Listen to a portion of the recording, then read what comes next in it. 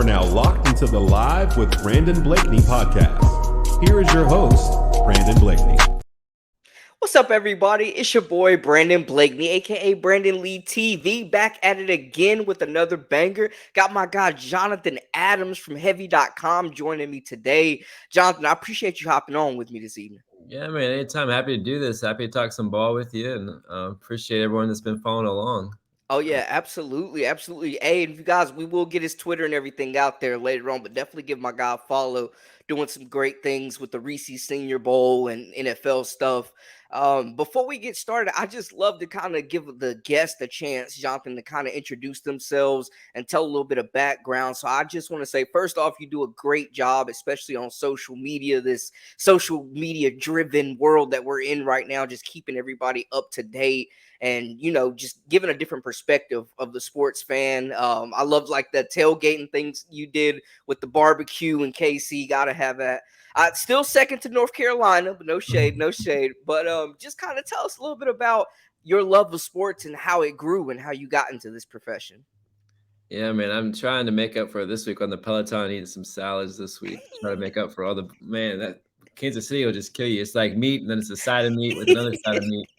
And the whole city, you kind of go around, it just smells like, it's cool because it kind of smells like a smoker. Everywhere you go, though, it's like, especially during the draft, but that's not what you asked. But no, I grew up in a little small town in Florida, just about an hour north of Orlando.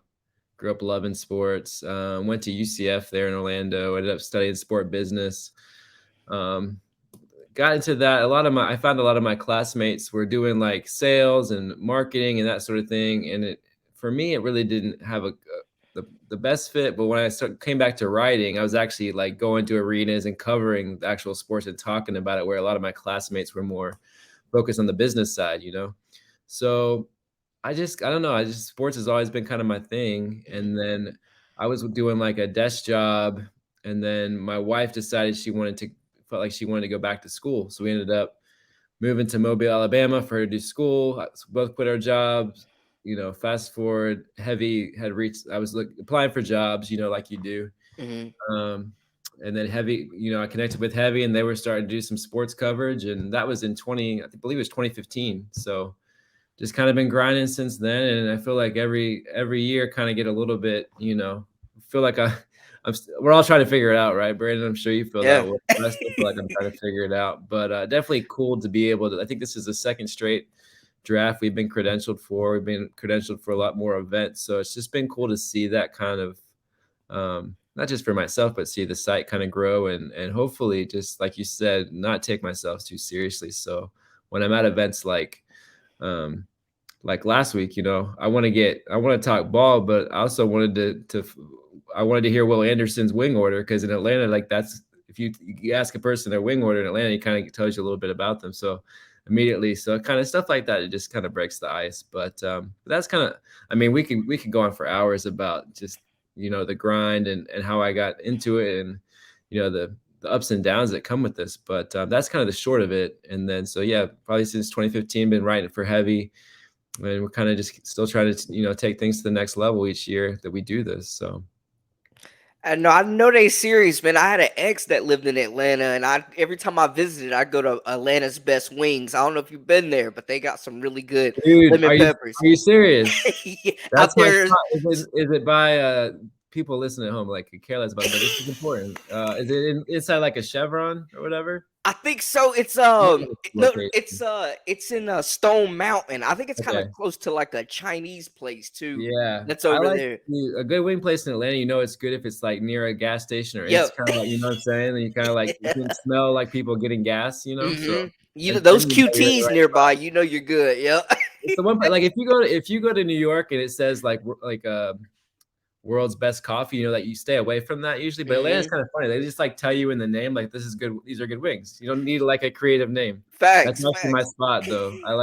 I think they have a few locations, so I know. Next time you're in town, we'll hit up the Chevron and and make it happen. Most definitely. I like how you think and I like how you talk. And I know you was talking about kind of just going through the draft process and the fun side, the different side. What are some of the things that you experience that people don't see, just like the city of Kansas City and those guys just being seen as more of human beings and not just prospects?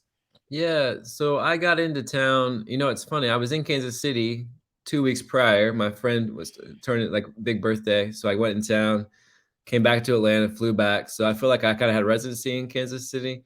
But most recent trip, I got into town on that Tuesday, so that would have been 2 days before the draft. Mhm. And then really in terms of the media stuff, that Wednesday is just crazy in terms of interviews and stuff and things like that. So that Wednesday, I was just kind of bouncing around, talking to as many guys as I could, because you got a guy like, for example, Jalen Carter, he didn't really do any media leading up because of everything. Oh yeah, Some of the they kind of just got, he just kind of kept a low profile. So there's guys like that you get to talk to that hadn't been talking for months. So it's just really a cool opportunity. And I like it because um, I've covered the Jeff for several years and we've been credentialed the last few years, but Mhm. you get to watch every year. I do it. I think back to the prior years where I got to, like, this year I got to do Bryce Young, Will Anderson were two of the guys, and like 5 years from now when I see him playing, that's kind of a cool moment because it kind of marks things, right? Um, I'm trying to think of some of the guys I did before. I talked to Deshaun Watson before everything kind of, Yeah. his career kind of has had ups and downs, but he was one of the big guys that I got to talk to way back in the day when he was coming out. That was, I think, the same year Patrick Mahomes came out. Mhm. So it's just cool. It's just, it's not very often you get to talk to people on the night before the biggest day of their lives, and um, they're kind of running around like crazy because they have lots of commitments, but it's also just a sense of excitement and also some anxiety because you don't know where you're going to go, right? Imagine, I was thinking about that. I was watching a clip of the ESPN docuseries they were doing. And I was, it's one thing for us as fans to watch it, but you got to be thinking, imagine, Brandon, if you were watching the TV and what you're watching is literally they're telling you where you're going to live next and who you're going to play for. And like the next, not just for this year, but like for a lot of those guys, it's 4 or 5 year. If you're a first Mhm. rounder, that's a 5-year commitment. I think after that, it's 4 years. So it's just wild to think like you're watching. It almost feels like we shouldn't be able to watch this. It almost feels like I'm getting too much into your personal life watching this. So it's just cool to see those guys like literally in real time, just like the rest of us, find out where they're going to be like setting up shop. So I just think that's pretty cool. No, Um, absolutely. And like you said, we're seeing guys that are literally cameras in their homes as they're getting the news. So you're right. It's really up close and personal. yeah, most definitely. And the that Wednesday before, they actually had like a community service event, and they brought all the guys that were in the green room pretty much were doing media sessions. So it kind of like, you feel like, oh man, all these guys have been wanting to ask questions and you only have like 30 minutes. So you're kind of bouncing around. So that's when I was like, I had a couple one-on-one scheduled previously. And then with that, I got, I think by the end of that day, I had 6 of the top 10 guys I got to talk to. And just ran out of time to get to some of the other guys. So it's just really cool to kind of hear their perspective. And yeah, like I said, like the next day, their lives are really going to change, hopefully for the better. Because you had guys like Will Levis who drops out of the first round, but he's still ending up in a place like the Titans where he's going to have an opportunity to eventually compete. You got to think, right, if they took him in the second round. Mhm. So even guys like that, where you feel bad for them, it's still going to work out in their favor because a team like that went up, and got him, and thinks a lot of him, even if he didn't go in like the top 10, like a lot of guys. That's what I tell sometimes, just talking to guys and just, it's not, you want, like, as an ego, you want to go as high as possible, but it's Mhm. really not about that because it's really, you want to have longevity. You don't want to just have that first contract for these guys. You want to have 2, 3, 4 contracts. And so to do that, you have to end up in the best fit. And so sometimes guys get disappointed because they thought they were reading the mock drafts or whatever, and you thought you're going to be a top 5 pick, and you slide into the second round, especially the quarterbacks, right? Because you only Yeah. have so many teams that need quarterbacks. It's not like some of the other positions where you can always use a pass rusher. You can always use, XYZ position. Guy like Will Levis falls because there's only so many teams that needed, that level of a quarterback. So it's a tough spot to be when you start to see that happening. Same thing happened with Aaron Rodgers, right, back in the day. Mhm. So Where you were there, like speak that's a great segue because I wanted to ask you about that as far as like the Will Levis situation. What were your thoughts? What was the energy like around that? Like I know at home a lot of us were shocked. Was it kind of the same feeling there? It's funny, man. There's so much going on that during that period, like during the actual draft. So we were set up in like a hotel across the street from like where the stage area is, and we weren't really even in. It's not like we were like in the green room per se. And then what happens is you have the media center there, and then they bring in prospects to do interviews, like Mhm. press conferences. So you see a lot of those press conferences. That's like just down the way from like the big, massive media center. So you're like picking up on it, but you're also like, I have to go back when I get back to where I was staying to see like, okay, where did the guys, because you're jumping from like covering the draft to also hopping in and out of these press conferences because you want to be able to ask guys questions. So, and they have monitors in there, obviously on mute when you're in. So you're kind of keeping an eye on it. And so I don't know if I even realized until like by the end of the night, and I'm still seeing his, obviously they're showing him on the TV and like, oh man, he's falling a lot. And you're tweeting and still trying to get your stuff out too. Yeah, I do have I was keeping up with, obviously he wasn't picked, but there was a point where like the Seahawks were on the clock, and I realized that I don't think there had been a receiver taken yet. And Jackson was there, and I was like, well, no one's talking, because people are talking about him like, okay, he could go top 10, Mhm. And if you were to look back to the mock drafts even like a year, like going into the college football season, he was, projected to be like a top 5 guy. So stuff like that is happening, and you're just like, oh wow, that's wild. And then like the big one was like when the Texans traded up and they got CJ Stroud, and then traded back up to they selected CJ Stroud with their pick, then Mhm. traded up to get Will Anderson, and you're trying to piece together, okay, what was the trade? Who'd they give up?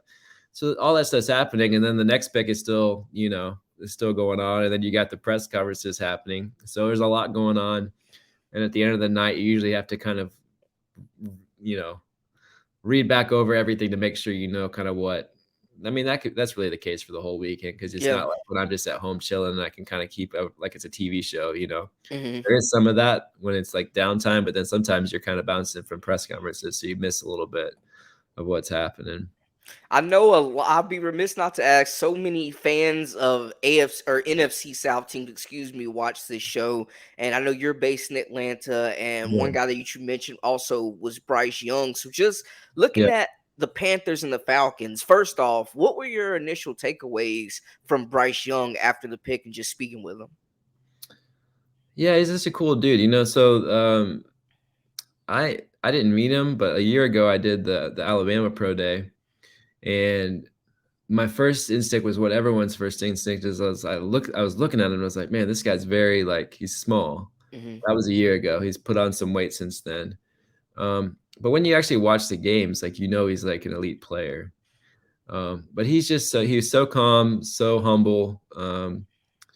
But you also got to think like this guy's been out of Alabama, and then he's been a top recruit. So when I talk to a lot of these guys, by the time they get to the draft, they've been doing this since like, unless they just, some of these guys come on the scene, but most of these guys have been doing this since like early high school years, right? Hmm. Especially with like people just, I mean, you could be like at Atlanta's Best Wings, and someone could have a camera phone, and you're interviewing, and you don't even know. Like you see those TMZ videos, the guys like getting his luggage, and you got like Bruce Willis is like, wait a minute, what?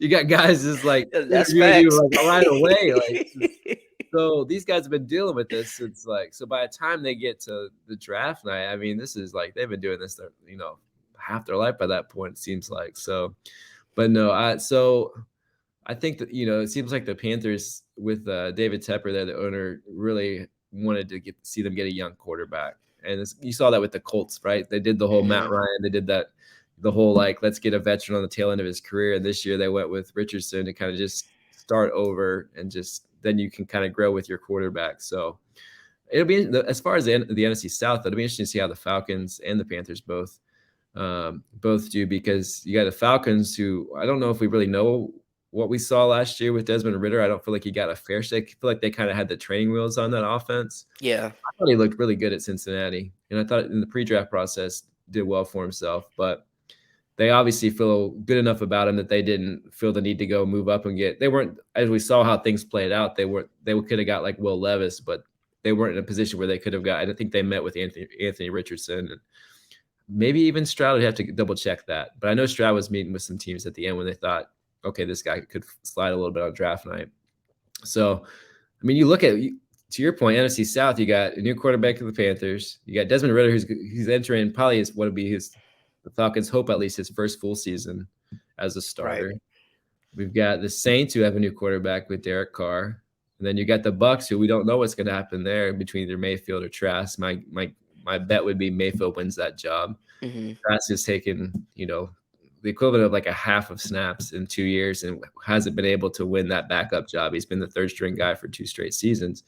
Does that mean he's not going to be a good quarterback? No, it just means, if you're not even able to get the backup spot, I just have some questions. But I thought he played really well at Florida. So there's enough there. So you just have all three, with the exception of the Saints, who obviously committed to Carr, and then you have obviously the Panthers committed. Like 2 of those 4 teams could be looking for quarterbacks next year. We're looking at those Caleb Williams and Drake May and some of those guys. Michael Penix is now kind of being mentioned at Washington. So it'll be interesting to see, because a lot of those guys are fighting for their job for beyond this season, right?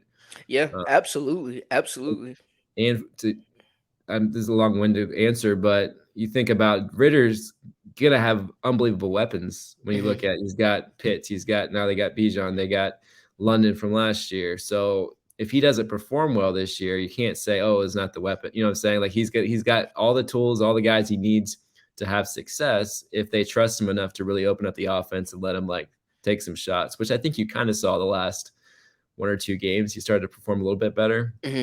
But I think it's a work in progress. But obviously the Panthers are much more settled when you trade up for the number 1 pick in Bryce. So that's kind of how I see it. But it's definitely a lot of question marks in terms of it's one of those things where week 1 NFC South is going to be wearing those name tags, trying to figure out who belongs where. You're like, wait, Derek Carr. I thought a lot of people, they just tune in week 1. Yeah. Where you're following. You're like, wait, Derek Carr. Why is he not wearing a Raiders jersey? I didn't know the NFL had a transfer portal. It's getting crazy. Exactly. It's getting crazy. So it'll be fun next year when everyone, a lot of even the casual fans kind of come back to football and see oh man, this is we got half a whole new quarterbacks here now. So. Yeah, I think to touch on a point you were saying, I like how Desmond Ridder did kind of get more responsibility, and it seemed like he was building that chemistry with Drake London and those guys, the younger guys.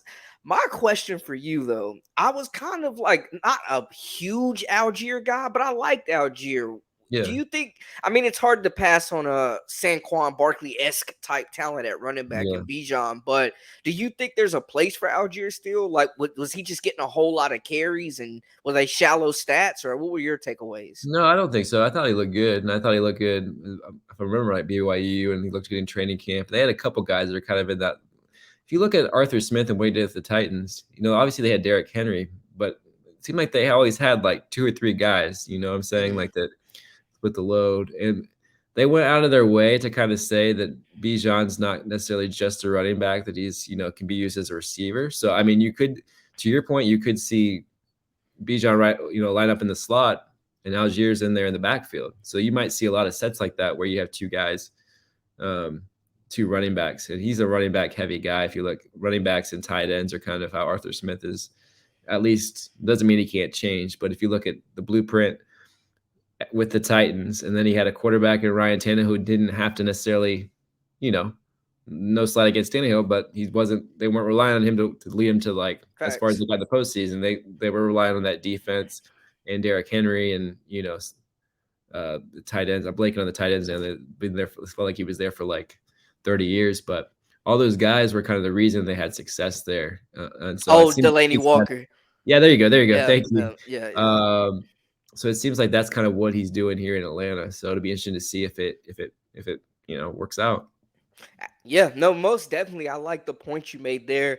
And it's never too early to kind of start thinking about fantasy season and how these rookies are going to be looking. Who are some guys you think, like you said earlier, landed in a good spot, a good fit where they could be set up for success?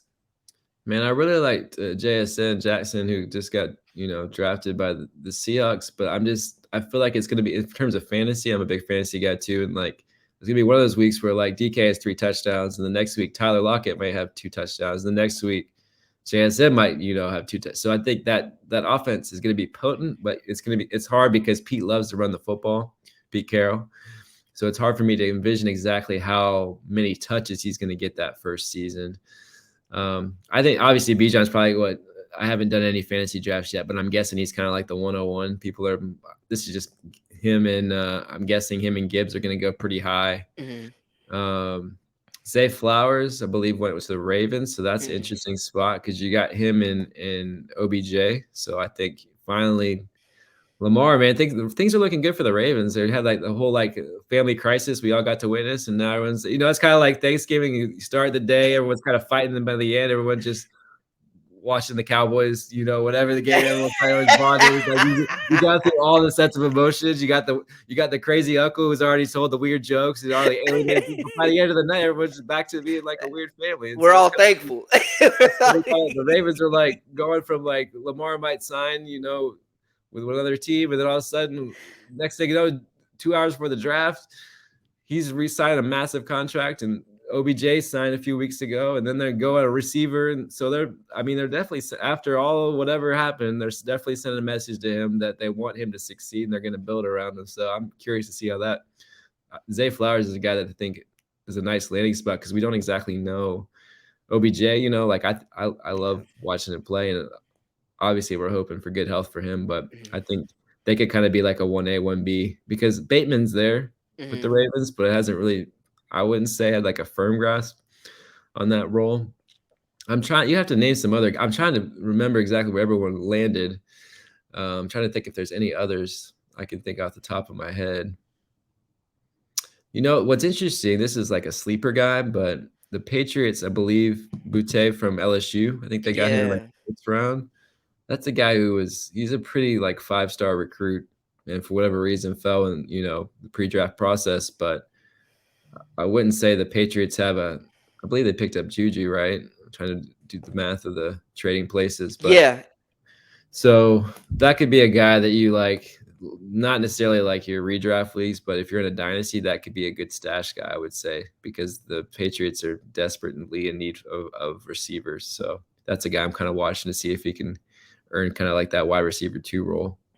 Absolutely. I think one guy too, I follow Carolina pretty heavy, born and raised a fan. Okay. Try not to be too biased, but no, let's talk Carolina. They traded their top receiver, right, to get Bryce. Well, I didn't like the DJ Moore one, but I was talking more of the Carolina Tar Heels because I was looking at Josh Downs getting drafted by the Colts. Yeah. And I thought that was kind of a surprise.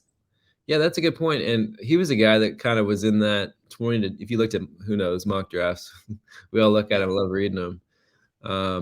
But if you looked before, kind of weeks into the draft, like before the draft started, he was in like that 20 to 30 range, you would say. Like a speedy guy. So I'm trying to, let's see, the Colts. I mean, he could be competing technically to be like that number 1 guy alongside who's the guy that just, sorry, I'm blanking all these guys' names, but they have Pittman, the big guy. Yes, the big Pittman. Receiver. Yeah. So Pittman's been a little bit like, he had that week where he has like 200 yards and then maybe not 200, but he'll have like, I don't know, let's say like 90 yards and a touchdown or 90 yards and 2 touchdowns. So kind of like a flash in a bottle sometimes with him.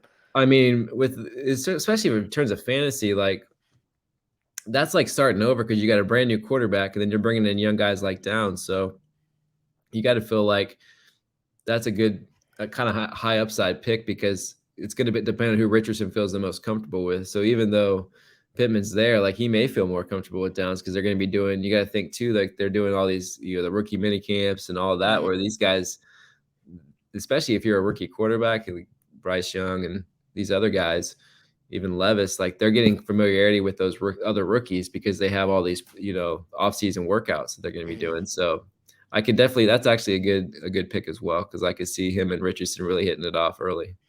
Yeah, he's filthy in that slot. I know, like we've seen so much too. I think, especially last year, how like one draft class can completely flip a franchise, like with the Jets. Are there any classes out there like that you think could have that kind of impact that you're excited about looking at it on paper? In terms of like teams that are kind of not as highly regarded, right? Just in general. Yeah. I actually really like the Tech. I know the Texans got criticized Hmm. for that move to move up to trade to get Will Anderson. But think about it. I mean, they went 2-3, but those are two guys that if a year ago in the mock drafts were fighting each other to be the top pick. Hmm. If you looked at the way too early mock drafts that some of us have been looking at for next year already. So the fact that I do think that they gave up a lot, it almost was like another quarterback trade in Hmm. terms of the compensation. But I think Will Anderson has a really good chance to be the best player in this draft. Yeah. And for whatever reason, he was like the consensus one when you watch the season last Hmm. year. I think he had whatever the crazy, obscene sack total he had. And this year, his numbers weren't. I mean, I think he still posted double-digit sacks, and people were talking as if he didn't get to the quarterback at all. Right. But he was getting, everyone saw last year, and he's getting double teamed this year, more so than last year, I believe. But still was a productive player. And so for whatever reason, people didn't see him as high upside guy, as a guy even the pass rusher that landed with the Raiders. But Yeah. I just couldn't understand it. To me, I thought Anderson's not only the safest guy in the draft, but I still think he has a ton of upside, and seems like the kind of guy that's going to work super hard to make sure he lives up to that. So I'm curious. You got your potential franchise quarterback there. You got a guy that you're building your defense around. So I'm really curious to see how that Texas team looks, even though it's kind of they bit off a lot with what they traded. But Yeah. No. that's a team that I'm curious to see how they can perform. The Steelers are another team that I liked. They got the big tight end from Georgia late. I think he slipped in the second or third Hmm. round, and Wisconsin linebacker, really good tackler, really productive. You look at teams like the Ravens and the Steelers, and they always I don't know if whoever your favorite you're watching, you're like the guys that you want your team to draft, those guys always end up on the Ravens or the Yeah. Steelers. Feels like they just get guys that are super productive in college. Hmm. And I mean, not to say you shouldn't swing for the fences, but a lot of times that philosophy tends to work out. Sometimes it doesn't, like a guy like Tim Tebow and things like that. But these guys that they end up getting have a really strong pedigree, played against top competition, and produced at a high level. So I know the Steelers weren't exactly a basement team, but that's a team that I'm going to keep an eye on based on what they did in the draft. And it seems like too they get guys that just stay in the league forever. Yeah, Like those guys yeah. don't retire. Yeah, you look at they're there for a while. The Ravens are finally getting younger on defense, but that defense feels like you're watching. And Calais Campbell was there for such a long Yeah. time. Who's the funny dude that is always making jokes? T Swizzle. What was it? What is Oh, that? Terrell Suggs. Yeah. Yes, Suggs. Oh Yeah. man, yeah, he was an animal, man. Golly. I always think because that Ravens team was on that, like when we first had Hard Knocks. That was like the Yeah. first time it was. So it was like they were always making fun. I remember all those jokes about like him and Ray Lewis. I think they would always all those guys are just. And then Oh you had yeah, Ed Reed and those guys. Gosh. that was that defense, and then obviously the 30 for 30 that just came out. That was fun to watch. But yeah, those it feels like they get those guys young and then they just keep them around. Absolutely.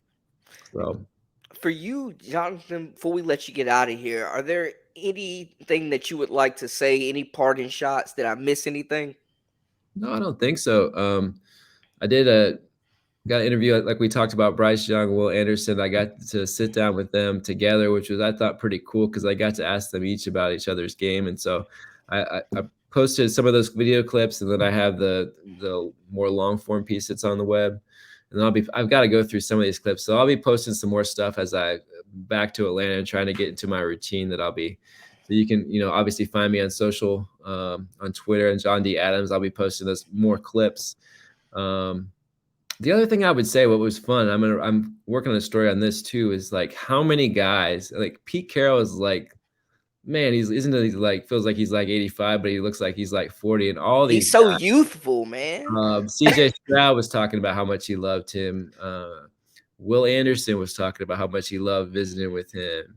Anthony Richardson. So all these guys that kind of maybe like super young when that USC run, like that still has some currency. And I'm just surprised that all the guys, I asked him like, who really stuck out to you? So many guys mentioned Pete. So I'm working on a story just kind of, those guys don't end up playing for the Seahawks, but it's kind of interesting because the Seahawks use that as a opportunity to recruit for potentially those guys that could be free agents, right? Mm-hmm.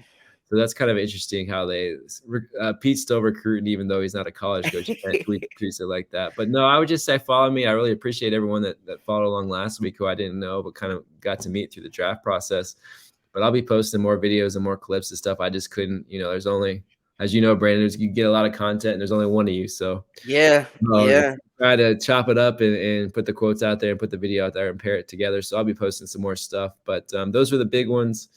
And I would say just follow on there. I've got some good videos coming from that Young and Anderson interview that I'll still be posting throughout the week. Hey, y'all make sure to give my guy a follow and lock in with my guy John. That's a wrap for us. For all the latest, the greatest, this has been Live with Brandon Blakney. Appreciate the support, y'all. We out. John, I appreciate you being on.